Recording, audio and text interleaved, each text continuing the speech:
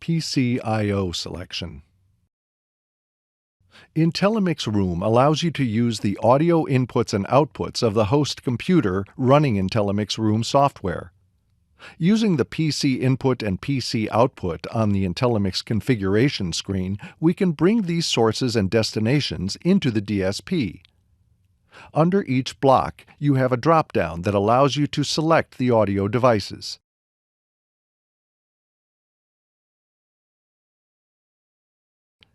In this example, we're going to use the PC output, and we're going to send far-end audio to the display speakers of the Sharp display that we're using. In order to do so, you must select the Sharp display in the drop-down and then view the matrix mixer and ensure that your virtual audio input is routed to your PC output. Here is the virtual audio input routed to the PC output.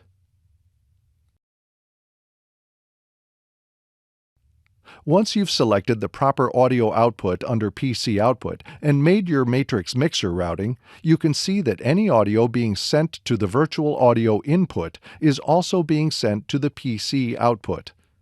In this case, that's the display speakers in the conference room.